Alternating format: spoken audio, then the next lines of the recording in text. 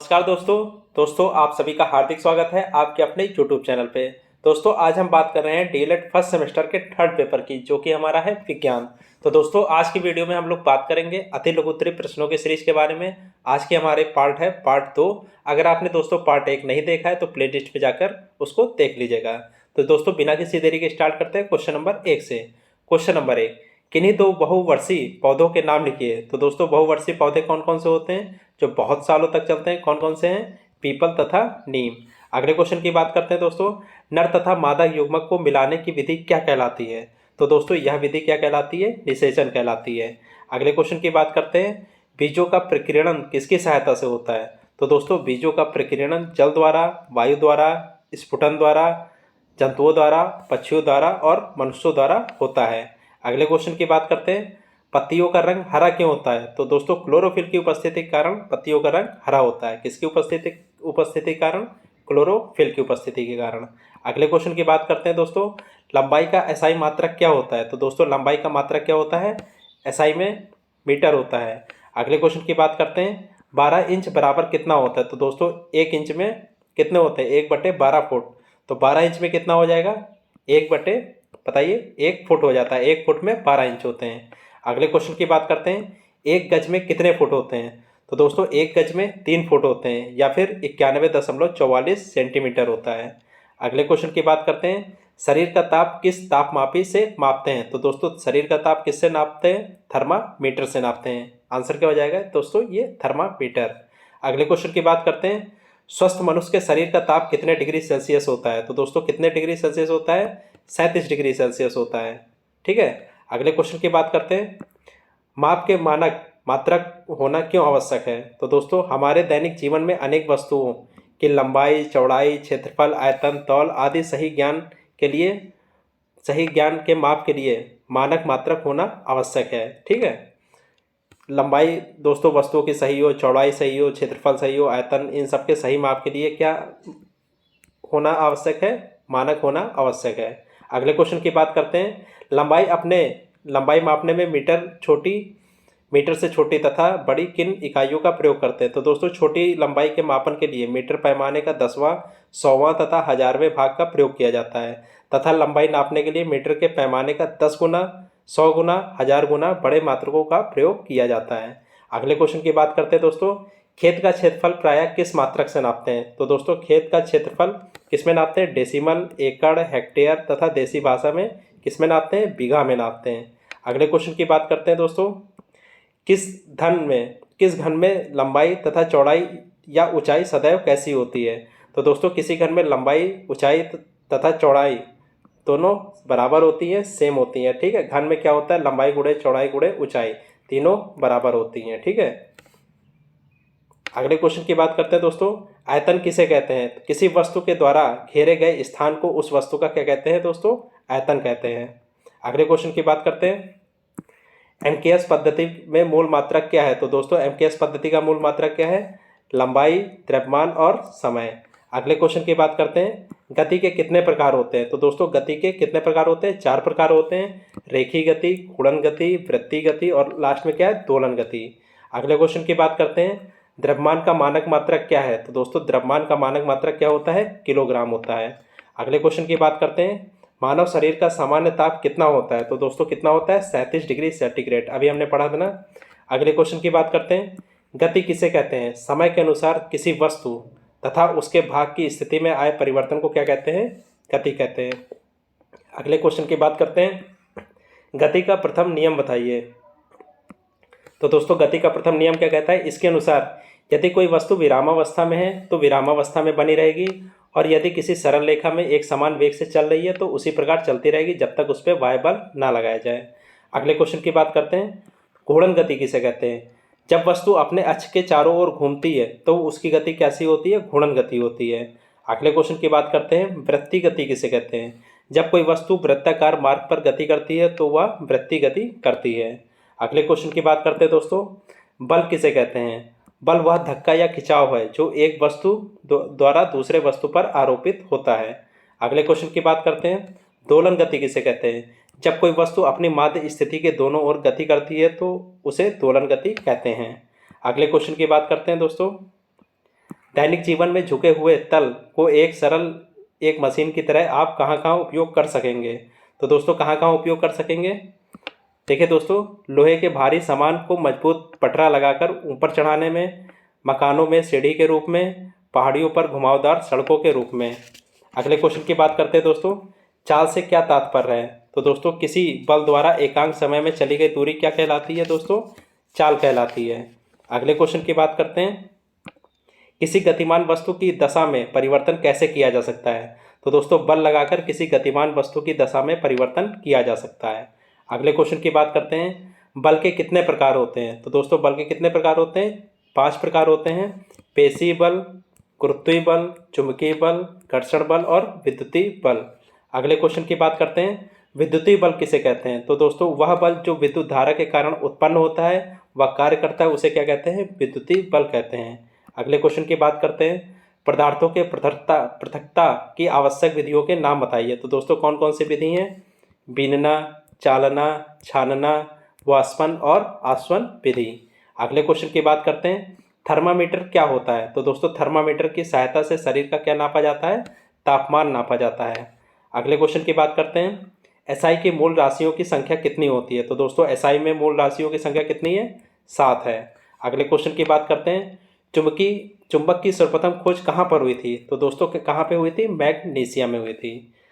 अगले क्वेश्चन, मात्रक किसे कहते हैं? भौतिक राशि की मापन के लिए राशि के निश्चित परिणाम को मानक मान दिया जाता है, इस मानक को ही क्या बोलते हैं दोस्तों? मात्रक बोलते हैं।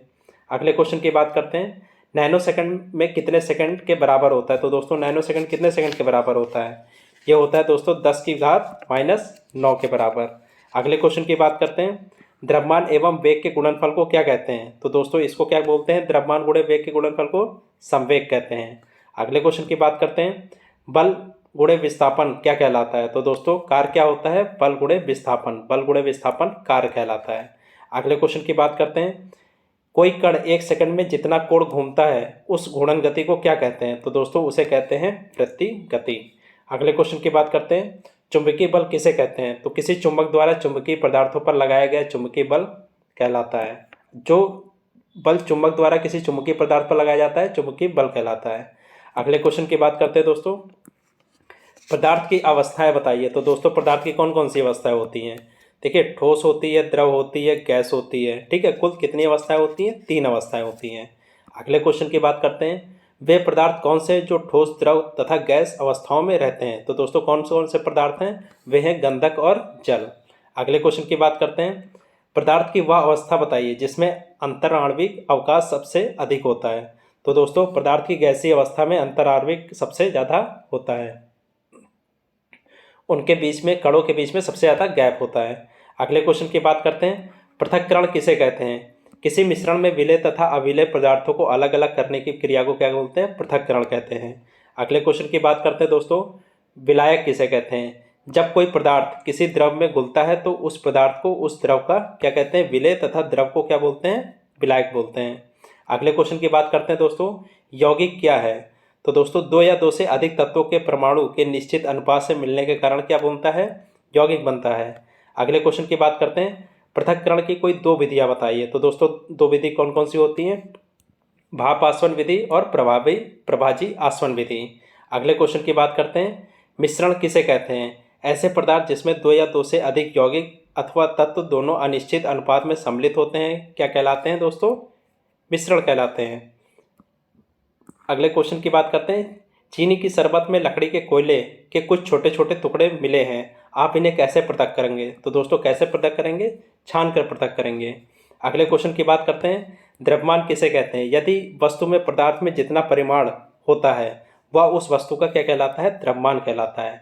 मतलब जितनी मात्रा होती है वही चीज़ क्या कहलाती है? द्रव्यमान कहलाती है।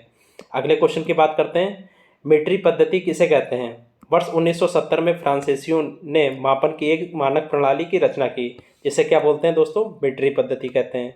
अगले क्वेश्चन की बात करते हैं, कुछ प्रमुख भौतिक राशियों के नाम बताइए। तो दोस्तों भौतिक राशि कौन कौन सी होती है? लंबाई, द्रव्यमान, क्षेत्रफल, समय और ताप। अगले क्वेश्चन की बात करते हैं दोस्तों, समय का मानक मात्रक क्या है? तो दोस्तों समय का मानक मात्रक क्या होता है? सेकंड होता है। अगले क्वेश्चन की बात करते हैं, आयतन का मानक मात्रक क्या होता है? तो दोस्तों आयतन का मानक मात्रक होता है घन मीटर। अगले क्वेश्चन की बात करते हैं, समय की अवधि का मापन किस प्रकार किया जाता है? तो दोस्तों समय का मापन कैसे करते हैं? सेकंड द्वारा, मिनट, घंटा, दिन, माह अथवा वर्ष के द्वारा किया जाता है। अगला क्वेश्चन, क्षेत्रफल का मानक मात्रक क्या है? तो दोस्तों क्षेत्रफल का मानक मात्रक क्या होता है? वर्ग मीटर या फिर मीटर इंटू मीटर। अगले क्वेश्चन की बात करते हैं, स्वपोषी किसे कहते हैं? हरे हरे पेड़ पौधे अपना भोजन क्या करते हैं? स्वयं बना लेते हैं, जिन्हें क्या बोलते हैं? स्वपोषी कहते हैं, मतलब खुद पर डिपेंडेंट होते हैं। अगले क्वेश्चन की बात करते हैं, श्वसन का क्या अर्थ है? तो दोस्तों जीवधारी सांस के द्वारा वायु से ऑक्सीजन लेते हैं तथा कार्बन डाइऑक्साइड गैस छोड़ते हैं, इस प्रक्रिया को क्या बोलते हैं? श्वसन कहते हैं। अगले क्वेश्चन की बात करते हैं, प्रमुख श्वसन अंगों के नाम बताइए। तो दोस्तों श्वसन अंग कौन कौन से होते हैं? फेफड़े, गलफड़े। अगले क्वेश्चन की बात करते हैं, जलीय पौधे एवं जलीय जंतु किसे कहते हैं? तो दोस्तों जल में रहने वाले पौधे और जंतु क्रमशः जलीय पौधे तथा जलीय जंतु कहलाते हैं।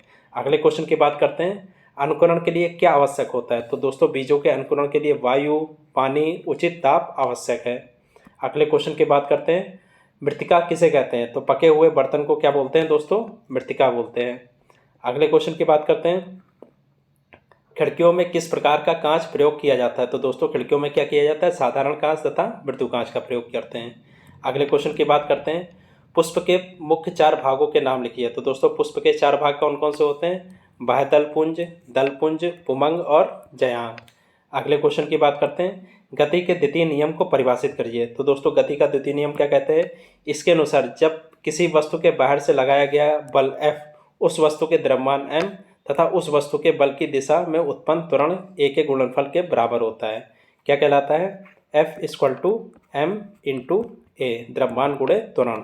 अगले क्वेश्चन की बात करते हैं दोस्तों, पारदर्शी तथा अपारदर्शी को स्पष्ट करिए। तो दोस्तों पारदर्शी क्या होता है? ऐसे पदार्थ जिनके आर पार हम देख सकते हैं पारदर्शी कहलाते हैं, या गुण या उनका या गुण क्या कहलाता है? पारदर्शिता कहलाता है। जैसे पानी, कांच आदि। ये पदार्थ जिनके आर पार हम नहीं देख सकते क्या कहलाते हैं? अपारदर्शी कहलाते हैं, तथा उनका यह गुण क्या कहलाता है? अपारदर्शिता कहलाता है। जैसे वायु, कुछ पदार्थ ऐसे होते हैं जिसमें धुंधला दिखाई देता है, क्या कहलाता है दोस्तों? परभासी कहलाता है। जैसे तेल लगा कागज, बटर पेपर, पॉलीथीन आदि। अगले क्वेश्चन की बात करते हैं, परमाणु किसे कहते हैं? तो परमाणु तत्व का वह सबसे छोटा भाग होता है जो किसी रासायनिक अपक्रिया में भाग ले सकता है परंतु स्वतंत्र अवस्था में नहीं रह सकता, क्या कहलाता है? परमाणु कहलाता है। अगले क्वेश्चन की बात करते हैं, लैंगिक जनन की 5 विधियां बताइए। तो दोस्तों कौन कौन सी लैंगिक जनन की 5 विधियां हैं? विखंडन, मुकुलन, खंडन, बीजाणुओं द्वारा और कायिक प्रवर्धन। अगले क्वेश्चन की बात करते हैं, घर्षण बल क्या होता है? तो किन्हीं 2 सतह के संपर्क तलों के बीच सापेक्ष गति का विरोध करने वाले बल को क्या बोलते हैं दोस्तों? घर्षण बल बोलते हैं। अगले क्वेश्चन की बात करते हैं, पेड़ पौधों में अलैंगिक प्रजनन विधियों के नाम लिखिए। तो दोस्तों कौन कौन सी विधि हैं? रोपण, कलम लगाना और दाब और कलम। अगले क्वेश्चन की बात करते हैं, पत्तियों का मुख्य कार्य लिखिए। तो दोस्तों पत्तियों का मुख्य कार्य क्या होता है? प्रकाश संश्लेषण की क्रिया करना। अगले क्वेश्चन की बात करते हैं, घूमते हुए लट्टू में किस प्रकार की गति होती है? तो दोस्तों घूमते हुए लट्टू में होती है घूर्णन गति। अगले क्वेश्चन की बात करते हैं, हमारे शरीर में कितनी ज्ञानेंद्रियां पाई जाती हैं? नाम लिखिए। तो दोस्तों कौन कौन सी ज्ञानेंद्रियां हैं? आँख, नाक, कान, जीभ और त्वचा। अगले क्वेश्चन की बात करते हैं, जलीय पौधे के तने एवं पत्ती की एक एक विशेषता बताइए। तो दोस्तों जलीय पौधों के तने के अंदर असंख्य खाली स्थान होते हैं, जिन्हें क्या बोलते हैं? वायु कोष्ठ कहते हैं, जिसमें वायु भरी होती है, जैसे जलकुंभी।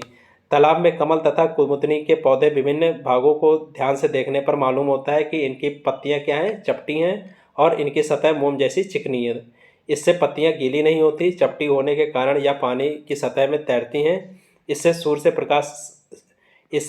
के प्रकाश में भोजन का निर्माण संभव हो पाता है। अगले क्वेश्चन की बात करते हैं दोस्तों, वृत्ति गति व घूर्णन गति का एक एक उदाहरण लिखिए। तो दोस्तों वृत्ति गति का एक उदाहरण क्या है? लट्टू का फिरना घूर्णन गति का उदाहरण होता है, और सूर्य के चारों ओर पृथ्वी की गति करना क्या कहलाता है? वृत्ति गति कहलाता है। अगले क्वेश्चन की बात करते हैं, सरसों के पुष्प के विभिन्न अंगों के नाम लिखिए। तो दोस्तों कौन कौन से अंग होते हैं? पुष्प, फल, तना, पत्ती, प्राथमिक जड़ और द्वितीय जड़। प्राथमिक जड़ और द्वितीय जड़ किसके भाग है? सरसों के पुष्प के। अगले क्वेश्चन की बात करते हैं, डॉक्टरी थर्मामीटर में हम मानव शरीर के सेंटीग्रेड में किस सीमा तक अंतर्गत माप सकते हैं? तो दोस्तों कितने सेंटीग्रेड तक माप सकते हैं? 35 डिग्री से 42 डिग्री सेंटीग्रेड तक माप सकते हैं डॉक्टरी थर्मामीटर में। अगले क्वेश्चन की बात करते हैं, पेड़ पौधे में अलैंगिक प्रजनन की विधि के नाम लिखिए। तो दोस्तों कौन कौन सी विधि होती हैं? विखंडन होती है, मुकुलन होती है, खंडन बीजाणुओं द्वारा और कायिक प्रवर्धन। अगले क्वेश्चन की बात करते हैं। पौधों की पत्तियों में होने वाले प्रकाश संश्लेषण की क्रिया का समीकरण लिखिए। तो दोस्तों क्या है समीकरण? 6CO2 + 12H2O। सूर्य के प्रकाश में क्या है? C6H12O6 6H2O + 6O2। अगले क्वेश्चन की बात करते हैं दोस्तों। सेंटीमीटर त्रिज्या के वृत्तीय पथ पर एक कण आधा चक्कर लगाता है, तो इस दशा में कण द्वारा तय की गई दूरी तथा विस्थापन ज्ञात करिए। तो दोस्तों कितनी दूरी तय करेगा? 2π × 2। कितनी दूरी तय करेगा? टोटल 4π। ठीक है। और विस्थापन कितना करेगा? x × y। कितना है? 8 सेंटीमीटर। ठीक है। अगले क्वेश्चन की बात करते हैं।